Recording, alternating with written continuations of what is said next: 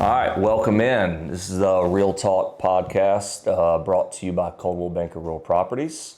I have with me Georgia Sumlin and Matt Crocker. How are y'all doing today?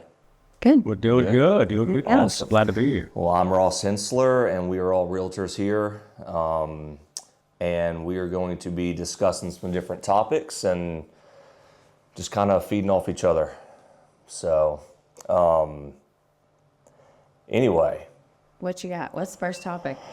So let's talk about handling seller expectations when their opinion, his or her opinions, of the list price exceeds the market value. So I ran into something with this recently. Had a seller that was kind of going back and forth with me on the list price, and obviously when we meet with sellers, we bring in comps and whatnot and try and be prepared on that side of it. But with her home needed some work, and she was kind of getting on that high end range for that specific neighborhood. And I just think it's super important for us as listing agents to kind of educate our sellers on that, because I don't know about y'all, but I've had situations to where they want to list their home higher than what the value is at, and it may end up sitting for a couple months. Especially in this market, I feel now more than years past, it just takes a while to sell a house. Yeah, days on the market Pricing are is definitely getting longer. nowadays. Yeah, it's not like COVID days where you could put a price number and you have 10 people make an offer. Yeah, You got to price it to sell, and once you overprice it, you can sit there and just chasing the market. yeah. What do we like to say here? Do you want to list your home to list it, or do you want to list your home to sell it? Yeah. Well, you advise your client that, hey, this is where it should be, the price point, and it's ultimately for them to make that decision. And then as long as you give them the data and all of the background info, and then they actually see 2 months down the road that it's sitting there and they should have listed it here, then they come back and, it's one of those things that you lose buyers, be with self and nice first. Yeah. Yeah, and I think we've all had those buyers on the other side of it, to where you got a home they like a lot, and first thing, what do they say? Well, what's wrong with this home? Why has it been on the market for so long? They may have done 4 or 5 price reductions. So I think that's key, is when you're listing a home like that in this market, list it to sell where the market value is. Because I've had situations where you list a home and your number that you were trying to get them to list at was, you ended up there 2 months down the line after 3 price reductions. Right. Or 6. Yeah, exactly. Yeah, do a list of 2, and you got to make sure everything's done, finished. Make sure the roof's done, the AC's done. You don't want to have to list it high, and someone makes an offer, and you still got to do all these things to it. Yeah.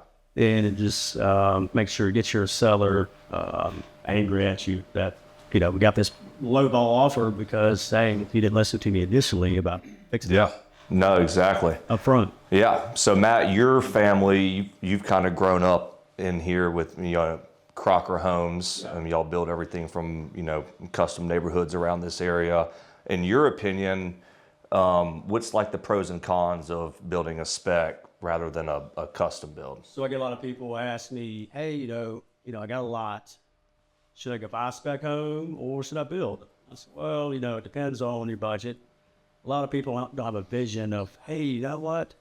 I'm going to build this house. I don't have a clue what I want. So you're sitting there a year, 2 years trying to figure out a plan. A lot of people are visual. So going to a spec home, they can walk into it, I like this, don't like this. It's an easier sell. But you can take a spec home, and then a lot of people who have a higher budget will do a custom. Right.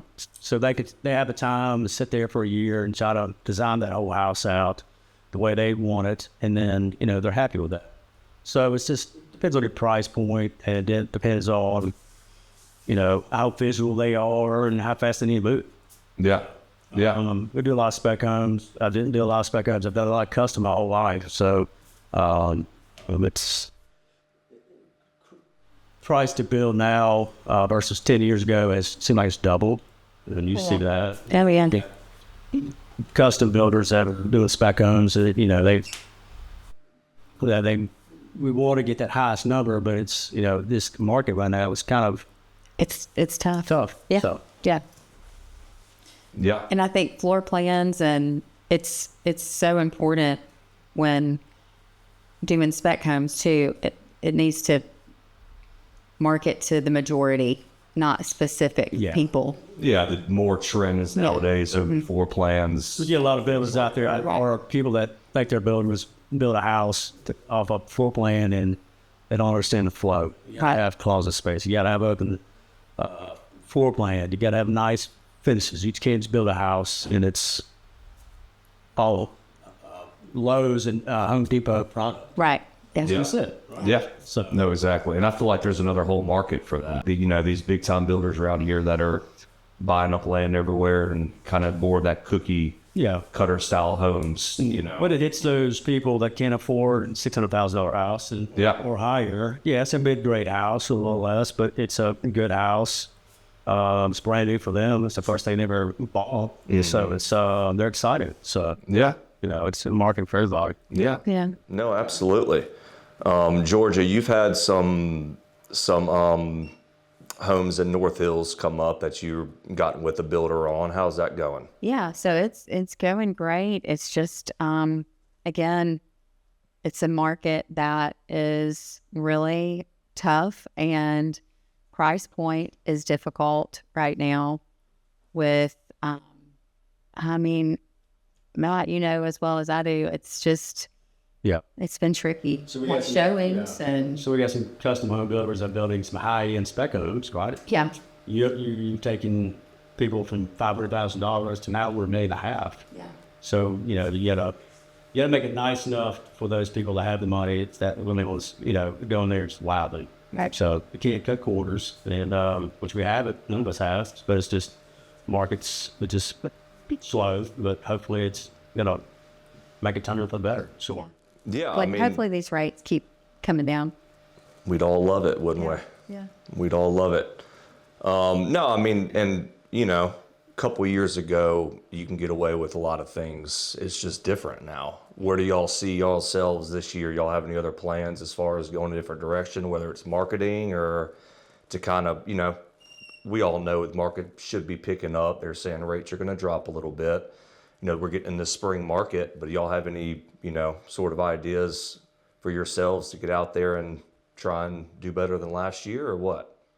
You always trying to better yourself. Yep. Always learn from the past. So, you know, me and Georgia did a video recently for North Hills showcasing that. I think that really it's going to help out market-wise North Hills and these luxury custom or spec homes. But just getting out in front of people. That's Yeah. the main thing. Yeah. You got to be Facebook, Instagram, which I'm not a fan of years ago, but you have to. You got to adapt. I think all of us have that same old school mindset. You know, we'd rather be face to face with Yeah, somebody, but Marketing is a key, and we're really trying to ramp up on that this year.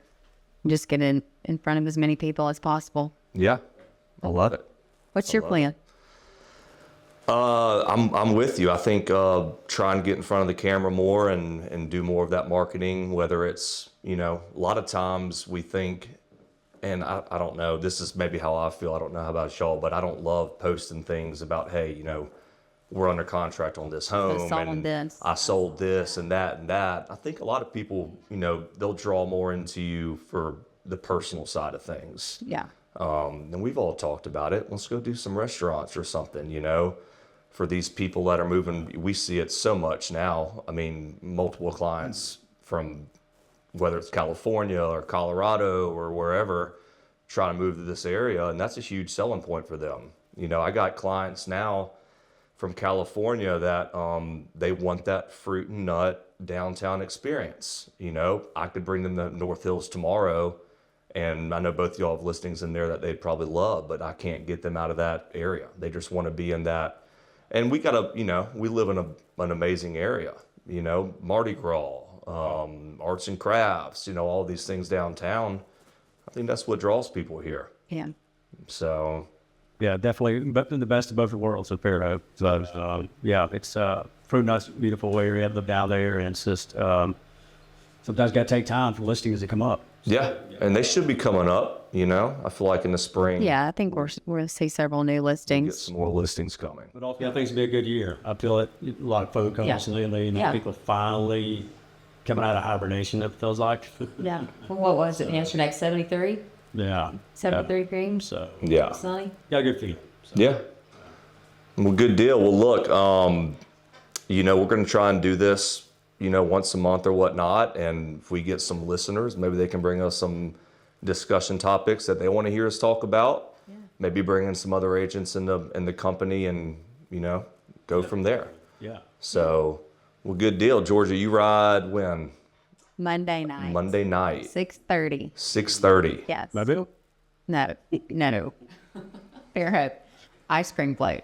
Ice cream float. Everyone watch out for the ice cream float. Georgia has a cannon on her. So hide your kids. Well, good deal, y'all. I enjoyed it and appreciate y'all coming in and talking today, and Awesome. we'll keep it going. Good deal. All right. Thanks, Ross.